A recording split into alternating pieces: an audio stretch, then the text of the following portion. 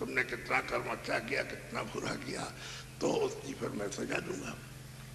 तभी तो कहते हैं काल रूप में सबका भाई हूं मैं, किसी का दोस्त दुश्मन नहीं, शुभ अशुभ कर्मों का फल देता हूँ।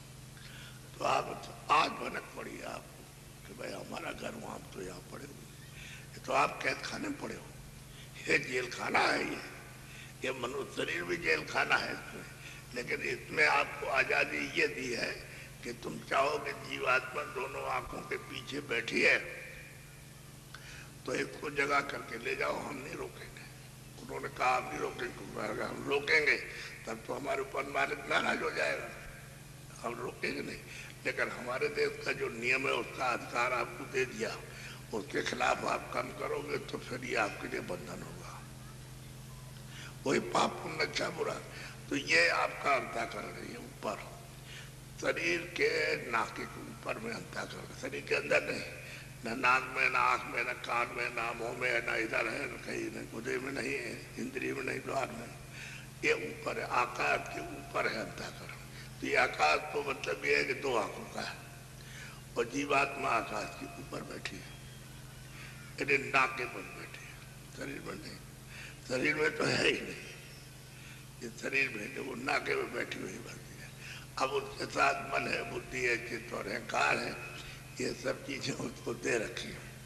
तो ये बताए, और उसी के चारों तरफ मन को, बुद्धि को, चित्त को, अहंकार को बैठा दिया कि घेराघेरी करते रहना।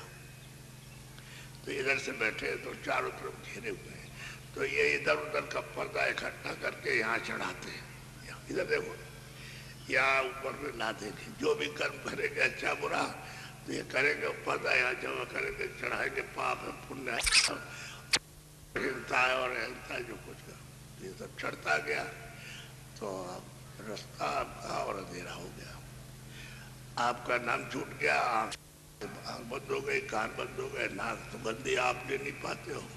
और ये है तो अब ये है कि अल्प क्षणिक, अल्प मतलब है क्षणिक चीज आपको मिलती है, क्षणिक स्वाद, क्षणिक नाक से देखना है, सर सुगंधी है, क्षणिक जो कुछ भी है सब क्षणिक है, क्योंकि वो तो धार टूट गई, उससे तो अलग संबंध टूट गया, अब वो है नहीं। तो जिससे सब खुराक मिलती थी वो तो अमृत भी पीने को मिलता था उसी से, तभी तो आपका काम था।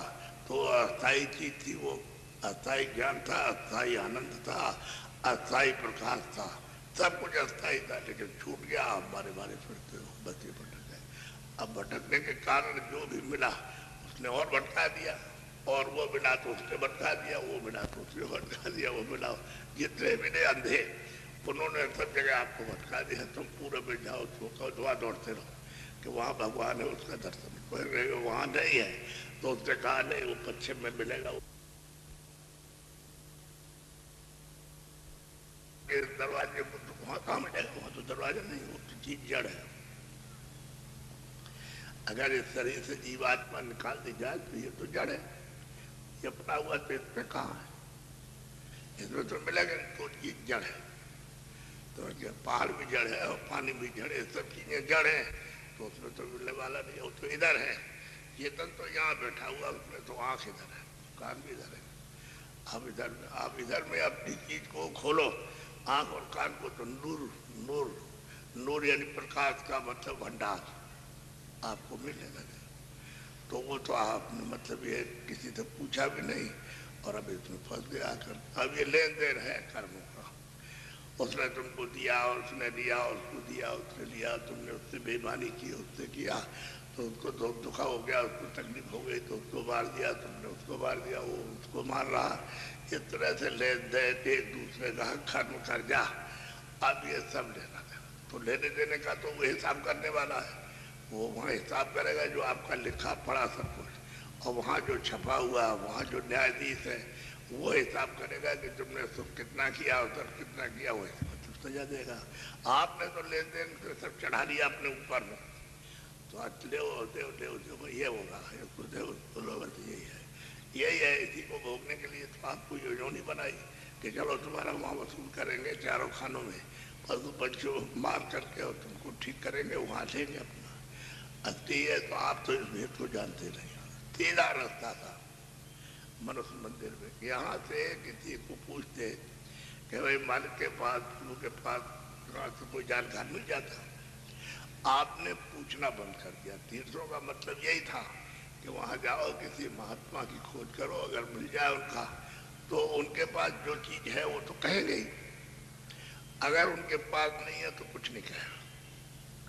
जिसके पास जो चीज होगी वो बताएगा कि हमारे पास हीरा है, किसी को लेना है ले जाओ, समझ गए, और हमारे पास सोना है तो जिसको चाहिए ले जाओ। अब जिसकी दुकान में नहीं होगा वो क्या कहेगा? तो कहेगा हमारे यहाँ अनाज है, हमारे यहाँ एक कपड़ा बिकता है। तो मतलब ये, अब आपकी तो चॉइस नहीं है, यानी उसकी इच्छा नहीं है आपकी। अगर आप किसी से आते हैं भाई हम अपना आत्म ज्ञान, आत्म कल्याण चाहते हैं, प्रभु का दर्शन, तो खोज करते कोई मिल जाता, वो तो आपने बंद कर दिया। आप ऐसे ही भटका खाते रहे, उम्र खत्म हो गई, बल पर खत्म हो गया शारीरिक। अब ये पुराना हो गया शरीर और मसाला इसका पुराना। अब आपके घर में बच्चे कहते हैं अरे मर जाए किसी तरह, ये मर जाए तो बहुत अच्छा हो। मैं आपको एक बात बताऊं, एक बहुत बड़े सेठ थे, उनकी देवी जी थी, उनके 4 बच्चे थे। तो सेठ जी अचानक में, मतलब ये है कि जब समय आया तो चल दिए। अब किसी को मालूम थोड़ी कब जाएंगे, उनको ही नहीं मालूम, तो चल दिए। लेकिन धन खूब छोड़ के गए। तो देवी के पास मतलब ये है कि वो सब खजाना था। तो लड़कों को उसने खूब फोटा कि देखो बच्चे, हम तुमको किसी तरह से तकलीफ में रहे कि पिताजी रख गए और हम तुमको दिए देते।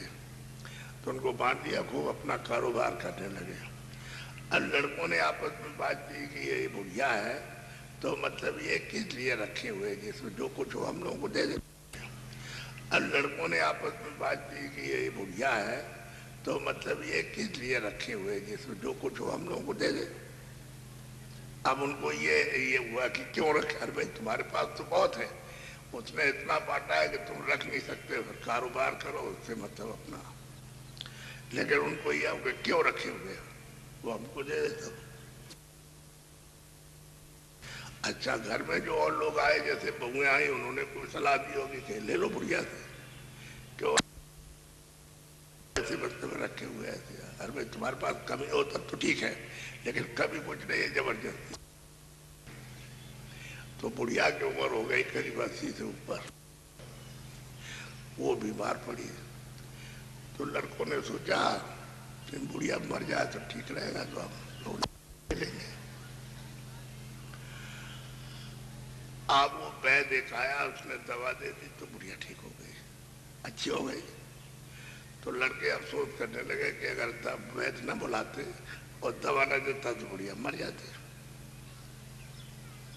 आप क्या करें, बुढ़िया अच्छी हो गई तो मरेगी नहीं, मर जाती है। अच्छा है, मतलब ये है कि तो अब वो कुछ समय के बाद फिर वो बुढ़िया बीमार पड़ी। तो लड़कों ने उसकी दवा नहीं की, न किसी वैद्य को बुलाया, तो बुढ़िया अचेत हो गई। तो लड़कों ने सोचा ये मौका बहुत अच्छा है, ऐसा मौका कभी आया नहीं, क्योंकि अचेत हो गई, इसको होती नहीं रहा।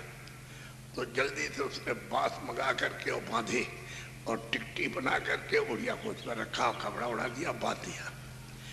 और सब मोहल्ले वालों के बुलाया, तो सब जानते थे अरे भाई सेठ बहुत अच्छा है, दूसरों की मदद करता था, और उसकी घरवाली है तो वो भी मदद करती रहती थी, धन की कोई कमी नहीं थी। तो सब लोग आ गए, मोहल्ले के, गांव के, सबके सब बड़ा हजूम हुआ। तो लड़कों ने चारों ने कहा कि जो हम बोलेंगे उठाते समय वही तुम लोग सब बोलना। तो जैसे उठा करके तो उन्होंने कहा राम नाम सत्य है, सत्य बोलो मुक्त है। तो सब लोग बोले कि राम नाम सत्य है और सत्य बोलो। तो बुढ़िया बोली उठाते समय, अरे भाई मैं तो जिंदा हूं, तुम कहा लिए जा रहे हो? मैं तो जिंदा हूं, तुम कहा लिए जा रहे हो? राम नाम सत्य है और सत्य बोलो मुक्त है। जो बुढ़िया कहे तो सच है, और राम नाम सत्य है और सत्य बोलो मुक्त है। अब उन्होंने ये शुरू कर दिया, यानी कोई सुनने ना पाए, वो सब लोग बोलते रहे, ये बोलते रहे, जो बुढ़िया कहे तो सत्य है, और राम नाम सत्य है, और सत्य बोलो तो मुक्त है। और ये कहते हुए सीधे ले गए, वहां ले गए जहाँ संतान भूमि थी, पहले से लकड़ियां तैयार करा दी, बुढ़िया को जिंदा उस पर रखा और आग लगा दी। बुढ़िया कहती रह गई, अरे बच्चों ये क्या कर रहे हैं, मैं तो अभी जिंदा हूँ। कहने लगे बुढ़िया है तो कहती है मैं जिंदा हूँ, बिल्कुल सही बात है, लेकिन अब तो राम नाम सत्य और सतगुरु मुक्त है। बुढ़िया कूद दिया। यहाँ तो ये हालत है, ये है। अब तो पहले तो कुछ अच्छा भी समय था जब ऐसा हुआ था, अब तो बिल्कुल ही नहीं है। अब तो समय उस तरह का अच्छा और विचार विवेक है ही नहीं। तो बताइए क्या गुजर रही है सबके ऊपर, तो इसमें लग गए आप। सारा जितना भी धंधा, जितना भी आपकी शक्ति, जो कुछ भी है, सब इसमें कूड़े में लगाए थे। आप अपने लिए तो कुछ लगाते नहीं, इसमें लगाए थे तो इसमें मिलेगा आपको क्या? अरे सब इकट्ठा किया तुमने, बहुत मेहनत से तुमने अपनी जीवात्मा के लिए तो कुछ इकट्ठा किया नहीं है, शरीर के लिए। ये तो कूड़ा का शरीर ही कूड़ा है। इसमें से जब जीवात्मा निकाल दी तो तुरंत आप कहते हो 5 ही मिनट में जल्दी करो। अब ये यहाँ क्या इसकी जरूरत है? अब इसमें कपड़ा डालो तो बस कह लेंगे देखा कहा, अब हमको डर लगता है। घर वाले कहते हैं कि कपड़ा डालो और उसको दिखाने क्या जरूर, ले जाओ इसको। और कपड़ा डाल के ले गए। आप पहले सोचो तो कूड़ा है ये तो घर में रख तो सकते नहीं हो।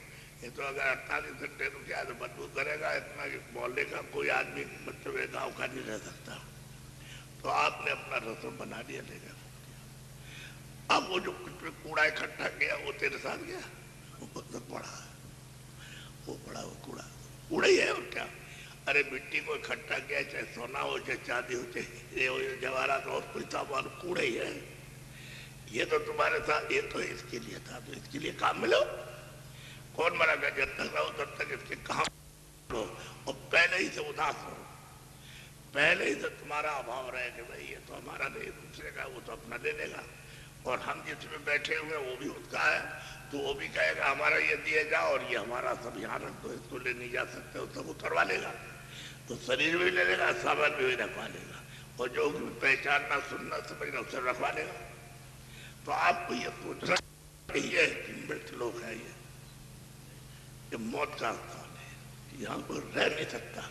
चाहे राजा हो, चाहे चक्रवर्ती हो, चाहे और भी राजा हो, उससे क्या है, कितना भी धनी हो, यहाँ नहीं रह सकता है। सब उसको यहाँ छोड़ करके तब यही चीज यही जाना। अब हम लोग ये सोचते हैं क्या लेके जाएंगे, लड़के को ले जाएंगे, लड़की को ले जाएंगे, स्त्री को ले जाएंगे, इसको ले जाएंगे, उसको धन दौलत को, मकान को, सोना चांदी जाने वाला कुछ लिए, तुम्हारी भूल है ना।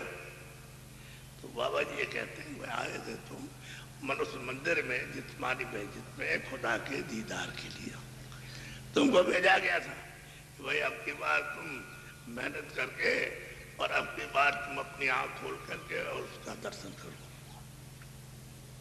पहले तो उनका दर्शन करो जिन्होंने फंसाया, पहले तो वही मिलेगा। ईश्वर ही का पहले दर्शन होगा, ब्रह्मा विष्णु महादेव उनका ही दर्शन होगा, और उनके लोक का जहाँ रहते हैं उन्हीं का दर्शन, ब्रह्म का दर्शन और उनके लोक का दर्शन। तो पहले तो मालिक तो बहुत देर में मिलेगा, वो तो पता महात्मा बताएंगे कि भाई तुमको वहां जाना, वहां है मालिक, यहाँ कहीं नहीं है। ये तो तुमको फंसाने वाले ले आए, तुमको फंसा देंगे, इसलिए तो कहते हैं रास्ता ये इधर से चलो, अंदर और बाहर दोनों तरफ रास्ता बताएंगे, तब ये जीवात्मा अपने घर जा सकता है। ऐसे जाएगा इसी में फंस करके और जोग बिठा दे। कितने जोग बीत जाते हैं उसमें, नरकों में और 84 में कहीं मनुष्य नहीं मिलता है। कोई तो हमने कल एक बात कही, उस पर ध्यान देना चाहिए कि जितने बैठे इनको किसी को मनुष्य नहीं मिलेगा, किसी को भी। आप तो कहते हो कि भाई हमने पुण्य किया, हमने ये किया, लेकिन जब उसके कागज में निकले, उसके वो जो कैमरा फोटो छपती है, जो आपका छप रहा है कर्म, अच्छा बुरा, वो सब उसमें तो कुछ निकलेगा नहीं। जब उसमें नहीं निकलेगा तो तुम्हारा तुमने पुण्य कैसे किया, तो कहेगा इसमें तो एक भी पुण्य नहीं है, यानी एक भी सब कर्म नहीं है, एक भी नेक काम नहीं है, सब बद काम और ये सब पाप कर रहे हैं।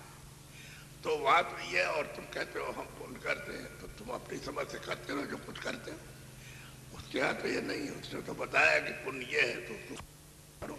उसने क्या कहा कि सब जीवों पर रहम करो, सब रूहों पर रहम करो, यानी सब जीवों पर दया करो, रहम करो, और किसी भी जीव को, किसी भी रूह को सताओ मत, चाहे वो आदमी का हो, चाहे मतलब स्त्री हो, चाहे बच्चा हो, चाहे पशु हो, चाहे पंछी हो, किसी को नहीं, क्योंकि रूह तो यही है, इसी से निकाल के तो उसमें बंद की गई कर्मानुसार।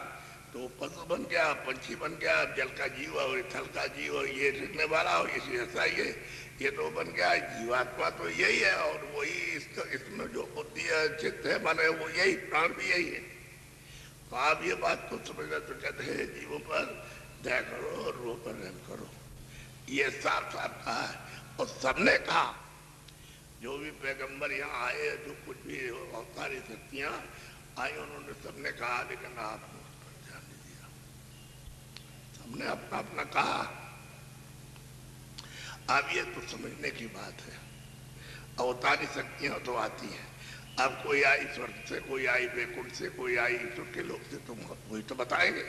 तो उन्होंने अपना छुपा के रखा, आप भी बताया, क्योंकि उनको आदेश था कि ये बताना नहीं। वो तो संत जब आए कलयुग में 700 वर्ष हुए तब से, तो उन्होंने ये रास्ता खोला, पहले तो ये बंद था, ये तो कोई जानता ही नहीं था। जो संतों ने आज वर्णन किया, जो रास्ता खोल करके और लोगों को पहुंचाए, तो किसी को नहीं मालूम, तो पुरानी किताबों में है ही नहीं कुछ। तो इसलिए तो पुरानी किताबों को घसीटते रहते हो, उसमें कुछ नहीं। वो कहते हैं ये भी है, और ये भी, उसको भी बताते हैं कि ये भी रास्ते मिलेगा, और ये भी मिलेगा, और ये भी मिलेगा, और इसके परे चलो, परे आपका देश है, आपका घर मिलेगा, आपका वो जो है सबका स्वामी वो मिलेगा, यहाँ नहीं मिलेगा। तो ये थोड़ी कहते हैं कि उन्होंने खराब कह दिया, कहते हैं स्वर्ग भी है, ब्रह्मा भी है, विष्णु भी है, शिव भी है, आद्या महाशक्ति भी है, लेकिन चलो ये सब ऊपर मिलेंगे, तुम्हारी जब आंख तीसरी खुलेगी तब मिलेंगे। तो आप किताबों को देखते हो, किताबें तो जिन्होंने देखा उन्होंने लिखा, आप थोड़ी देखते हो। आप अगर देखते होते तो समझ ही जाते। तो किताबें तुम देखते हो, उसमें तो जो कुछ लिखा है वो समझे नहीं और कुछ कहने लगे, उसी से तुम भड़क गए, यानी भरम गए और शंका में पड़ गए, बस इसमें लगे। अब मिलने जुलने वाला तुमने कितना मालूम कितने भगवान बना दिए, कितने लोगों ने खुदा बनाए, कितने ईश्वर बनाए, कितने देवी देवता, कोई नहीं काम आया। अरे वही महात्मा मिलेगा, जब महापुरुष मिलेगा, फकीर मिलेगा, तब तो काम। फकीर वो कहते हो काफिर है, जो मालिक से मिला हुआ, जो सबके पास आता जाता है एक रास्ते से, और जो प्रभु को जो आता जाता पाया, उसको तो कहते हो नास्तिक, और उसको कहते हो कि मतलब ये है कि ये काफिर है। तो कैसे आपको बता देगा? यदि आप तो उसके लिए ये है कि आप वहाँ जल्लादी का काम करते हो फकीर और महात्मा के साथ, और कहते हो कि ये है, अब वो नास्तिक है, वो काफिर है, तो कैसे उसको दे देगा आपको? वो चुप हो जाए, वो किसी से कुछ कहता थोड़ी, फिर चुप हो जाता। एक राजा है, तो उन्होंने कहा हमारे राज्य में कोई दंगा नहीं रहता। तो अधिकारियों ने और लोगों ने कहा कि ऐसा इनकार मत कीजिए कि हमारे राज्य में कोई दंगा नहीं रहता है, क्या हम देखेंगे? और मतलब ये कि हमारे राज्य में कोई नहीं। अच्छा, हम जा रहे हैं रात में, हम सब देखने के लिए तो भेष बदल के निकला, तो किसी ने कहा नहीं आज तो जाइए कपड़ा पहन के। तो कह लगा अच्छा, तो अपने राष्ट्रीय भेष में निकला घोड़े पर। तो रास्ते में जा रहा था एक साधु, लगोटी लगाया था और कुछ नहीं था। तो तुम कौन हो? कहले हम तो भेषधारी हैं। भेषधारी कह लगे तुम कपड़ा क्यों नहीं पहने हो? कि भाई हमारा ये भेष है तो हम तो ऐसे ही रहेंगे। क्या हमारे राज्य में तुम ऐसे रहोगे? तुम टैक्स देते हो? कह लेगा हम तो बहुत टैक्स देते हैं, इतना राजा को कोई टैक्स नहीं दे सकता। कहले क्या देते हो? कि सारी जनता को समभाव में रखते हैं, समान भाव में रखते हैं, यानी जनता के प्रति कोई उदंडता नहीं, अब शब्दों का प्रयाग नहीं, समान भाव में रखते हैं। हम सबसे बड़ा राजा को टैक्स देते हैं। तो तुम अपना काम कैसे? हम रसान बनाते हैं। अब वो बोला कि रसान हमको सिखा दो। कह रहे हम तुमको नहीं सिखाएंगे, राजा को हम नहीं सिखा सकते, राजा को ये ठीक नहीं बताएंगे, वो नहीं बताए। कह रहे हम राजा हैं, आप कुछ भी हो क्या हमको रसान बता दिया, कुछ भी हो। तब उसने कहा हम तुमको फांसी पर चढ़ा देंगे। कह नहीं चढ़ा दिया, तो फांसी पर चढ़े हुए। और वो महात्मा थे जो मालिक से मिले हुए थे, हम तो रोजी पर फांसी पर चढ़ते। अब तो चढ़े तू अपनी फांसी से बचत कर ले। अब वो यहाँ से गया कि हमको नहीं तो वहाँ गया तो उसने कहा भाई हमने एक महात्मा मिले एक साधु, तो हमने उनसे पूछा उन्होंने पूछा कि ये तुम पगड़ी क्यों बांधे? कह लगा हमारा राष्ट्रीय वेश तो हमारा ही वेश है। जब तू पगड़ी बांधे है तो कहता हमारा राष्ट्रीय वेश तो हमारा ये साधु का वेश है। ये वो कह के चला गया तो वहाँ लोगों ने कहा कि ऐसा नहीं कहना चाहिए आप, ये शब्द महात्मा के सामने नहीं कहना चाहिए कि ये तुमने आप शब्दों का प्रयोग किया। तो कह लगा आप क्या करें? कह लगे अगर तुमको कोई चीज़ सीखनी है तो वेश बदल के जाओ और तो कहना महाराज हम आपके पास रहकर कुछ सेवा करना चाहते हैं। तो लोगों ने बताया तो कपड़े अपने बदल लिए और सादा वेश उसने बना लिया और वहाँ गया और हाथ जोड़ के कहा, प्रणाम भी किया, हाथ जोड़ के कहा कि महाराज आपके पास रहूंगा कुछ सेवा करूँ। बोले जाओ बस वो वहां रह गया। सुबह होते ही उसको कुल्हाड़ी दी, कहते को ये कुल्हाड़ी ले जाओ और वहां जाकर के जंगल से लकड़ी काट के ले आओ, सूखी लाना गीली नहीं। अब वहां जंगल में गया तो पेड़ पे चढ़ गया, कुल्हाड़ी से काट रहा, लकड़ी काट रहा, तो काटते काटते छाले पड़ गए।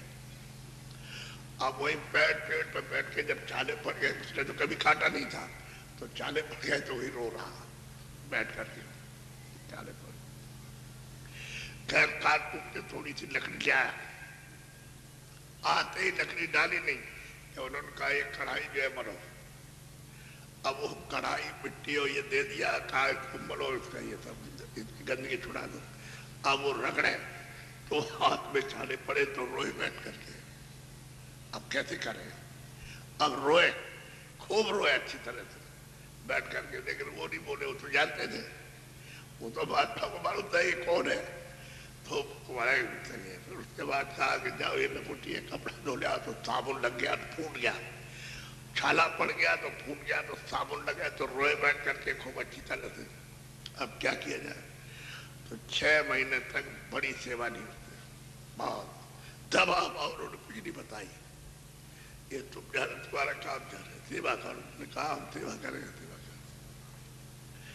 करते करते सेवा तो महात्मा जी प्रसन्न हो गए, बोले कह लगे अच्छा ठीक है हम तुझसे बहुत खुश हो गए, हम रसान बना सिखा देंगे, रसान बना सिखा देंगे। तो रसान बनाना सिखा दिया। अब वो जब सीख गया रसान बनाना तो वो जब वहां गया तो उसके बाद में भेद बदल करके कपड़े पहन के पगड़ी अगड़ी बांध करके घोड़े पे सवार होके आया। कहिए महात्मा जी हमने रसायन सीख लिया है। अरे कह लगे राजा बन गए? अरे लंगोटी धोई है, लकड़ी लाया है, बर्तन बने हैं, खाना बनाया है, चौका लगाया है, सब कुछ पानी ले आया है, समझ गए? और तूने रो रो करके ये काम किया, हम तुमसे खुश हो गए, तो रसायन बना दिया। तब उसकी अकल आई कि बात तो बिल्कुल सही है। वो तो जानते थे कि राजा है, उनको तो मालूम था, ऐसा थोड़ी कि नहीं जानते थे। अब ये सब काम तो लंगोटी तो कहने लगा अगर महात्मा से कुछ लेना है कुछ चीज तो सेवक बन जाओ, तो दे देगा आप, और नहीं सेवा करो तो राजा क्या चीज, चक्रवर्ती राजा, उसके साथ में धनवनी क्या, कुछ नहीं। तो उनके पास तो जो दौलत है किसी के पास, इसलिए उनसे श्रद्धा के साथ, प्रेम के साथ में, सद्भाव से, अपने सम्मान को रखते हुए, अपना सम्मान कि हमको कोई अगर मिल जाए तो हमको सेवा भाव सम्मान से किया जाता है, ताकि वो आपके ऊपर प्रसन्न हो जाए, इसलिए किया जाता है कि भाई सेवा करते हैं तो आदर की दृष्टि से देखते, बड़ा शिक्षा प्रेमी है, सब अच्छा है। इसी तरह से आपकी चीज ध्यान में रखो और मतलब सेवा करते जो वो महापुरुषों के पास है उसको धीरे से प्यार से ले लो, तो प्यार बहुत बड़ी चीज है। तो हर चीज में एक बात आपको ऐसी बताऊंगा जो आपको आश्चर्य होगा। एक आदमी उसने पहले छोटा काम करता था, फिर बड़ा दुकान की, फिर उसने अच्छे पैसे कमा लिए, तो गांव में 5 मंजिल का मकान बनाया। वो सेठ बोला जा रहा कि भाई बड़ा सेठ है। एक महात्मा जी उधर से जा रहे थे तो अपने मकान के सामने ऐसे खड़े होकर के ऊपर नीचे देखता तो बहुत हंसता था, बहुत हंसता था। जब बगल से महात्मा जी निकले तो उनका क्या क्या देख के हंस रहे? कह रहे मैं अपना मकान देख के हंस रहे। कहने लगे ये कूड़ा कचरा है, ये मनुष्य मंदिर उसने दिया आलिशान, अरे इस पे बैठ करके तू अपने काम को करो, उस मंदिर उस महल में चल। तो उसने कहा क्या कहा? तुम्हारे ऐसे महात्माओं को मैं जेब में डाले रहता हूँ, जेब में। तो कुछ नहीं बोले, वो तो उनकी बात सुन करके वो तो कुछ नहीं सुनना, वो तो पूरे महात्मा से चले गए। चले गए तो 6 महीने उधर रहे। अब उधर से फिर उसी रास्ते से जाना हुआ। उन्होंने पूछा कि भाई गांव के, इधर एक गांव में बहुत बड़ा मकान था, तो क्या हम उधर से छूट गया रास्ता किधर से? कह लगे नहीं महाराज, यही रास्ता आगे बढ़ेगा आपको गाँव। तो जो मकान दूर से दिखाई देता वो कह लगे जलजला आया, गिर गया, यानी भूकंप आया तो सब नीचे खत्म हो गया। अब वो जा रहे थे, जब मकान के सामने से निकले रास्ता तो वही था, तो वो बैठे रो रहा, वो मनवा के देख करके रो रहा। और जब महात्मा जी पहुंचे, अरे भाई तो इस कूड़े को देख के रो रहा? अरे हमने नहीं कहा था कि भाई ये कूड़ा है, इसके देख क्यों हंसता है, ये कूड़े को देख के हम रोता है? अरे मनुष्य मंदिर दिया है, अभी ये जाने वाला है, तो इसमें कुछ कर दे। समझ गए? नहीं तो ये कूड़ा है, तभी पड़ा रह गया तेरा, देखा नहीं, अब रो रहा उसके लिए। तब उसको यह आया तो उठ के खड़ा हो गया, रोना बंद कर दिया। और महात्मा जी गए तो पीछे पीछे वहां खड़े हो गए गांव के बाहर, तो 2 बात समझाई और फिर चल दिए। तो उनके पीछे पीछे पीछे पीछे फिर 2 बात आगे खड़े होकर समझाए, तो फिर पीछे पीछे पीछे पीछे। अब उनको छोड़े नहीं। और जब उनकी कुटी में पहुंचा जंगल में, तो वहां बैठ के रोए। अब रोए दिन रात और कहे कि हमने बड़ा अपराध किया, हमने आपको कह दिया है कि तुम्हारे ऐसे साधु और महात्मा हमारी जेब में पड़े रहते हैं, हमने बड़ा अपराध किया, हम नहीं जानते, हमको नहीं मालूम था, हमको माफ कर दिए, हमारे ऊपर दया कर दिए। कुछ नहीं बोले। अच्छा ठीक है भाई, तुम्हारी कोई बात नहीं है ऐसी। आप कहें कि हमको रास्ता बता दिया, हम तो भजन करेंगे, अब हम नहीं और कुछ करेंगे। जब उसको रास्ता बताया तो मैं भजन करने लगा। तो देखिए, जब तक उसकी मति यानी मतलब ये खराब थी, तब तो ये कहता था आप मति महात्मा ने शुद्ध कर दी, वो जो वचन सुनाए वही तो शुद्धि कहते हैं।